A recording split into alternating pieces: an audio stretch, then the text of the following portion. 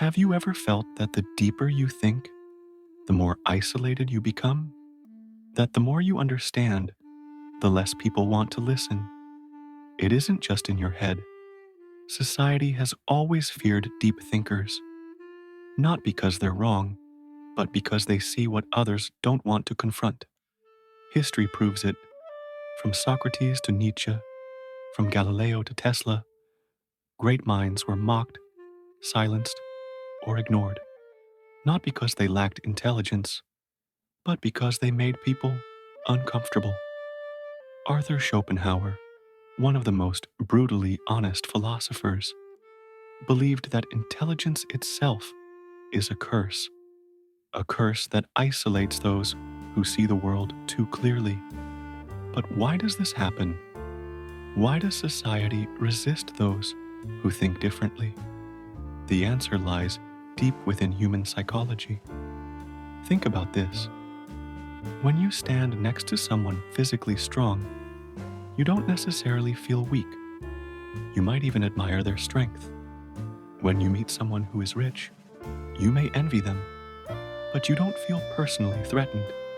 Strength, wealth, beauty, these qualities are external. They don't challenge our sense of identity. But intelligence is different. Intelligence strikes at the core of who we are. We define ourselves through our thoughts, our beliefs, our understanding of the world. When you meet someone who thinks on a deeper level, someone who questions what you take for granted, it can feel like a direct attack on your sense of self. Instead of admiring intelligence, many people subconsciously resist it. Not because the deep thinker is arrogant or dismissive, but because their presence forces others to confront their own limitations. This is what psychologists call the mirror effect. A deep thinker doesn't simply bring new ideas. They reflect the insecurities of those around them. And people rarely forgive the person who unintentionally reveals the truth about their shortcomings. Throughout history, deep thinkers were pushed to the edges of society, not because their ideas were dangerous, but because they threatened the ego. Human beings will do almost anything to protect their ego from discomfort. Think about your own experiences. Have you ever tried sharing a complex idea in a casual conversation only to be met with awkward silence? Have you noticed how quickly people change the topic when discussions move beyond surface-level chatter? That's not coincidence. It's a defense mechanism.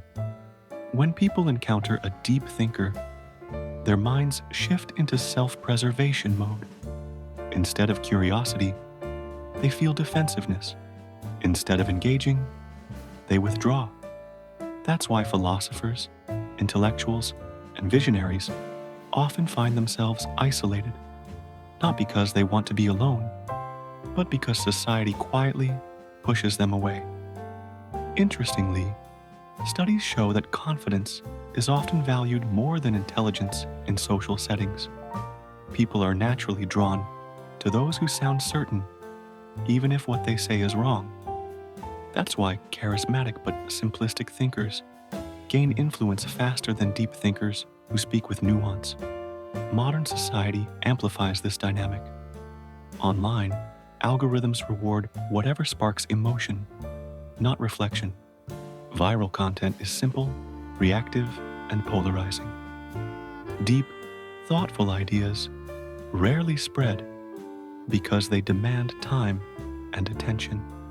Two things the digital world has trained people to avoid. Simplicity spreads, depth gets buried. But the rejection of deep thinking goes far beyond the internet. It begins in the institutions that shape our minds. Schools reward obedience over independent thought. Workplaces promote those who fit the culture rather than those who challenge inefficient systems. Politics elevates those who tell comforting stories, not those who present uncomfortable truths. Society claims to value intelligence, but celebrates it only after it is no longer a threat. History is full of tragic examples. Socrates was executed for asking people to think for themselves. Galileo was imprisoned for discovering the truth. Nietzsche was dismissed as insane. Tesla died in poverty, while others profited from his inventions. Alan Turing saved millions of lives, but was destroyed by the very society he protected. Hypatia was murdered because her brilliance threatened those in power. All of them had one thing in common: they were ahead of their time. And because they saw too much, too clearly, they suffered for it. So, what does this mean for deep thinkers today? Does deep thinking doom you to loneliness? Not necessarily. It simply means you must navigate the world intelligently. Not every environment is ready for depth. Not every person is ready for truth. Save your deepest thoughts for those who can appreciate them. You don't need millions to understand you, just the right few. Seek people who think like you, whether in books, communities, or intellectual circles, and learn to communicate your ideas in ways others can absorb. As Einstein said, if you can't explain it simply, you don't understand it well enough. The truth is that society doesn't fear intelligence. It fears what intelligence reveals: its illusions, its comforts, its lies. Deep thinkers are not rejected because they are wrong. They are rejected because they are right too early. If you've ever felt alone in your thoughts, know this: you are not broken. You simply see the world for what it is. And while that clarity may separate you from many, it will eventually connect you to the few who truly matter.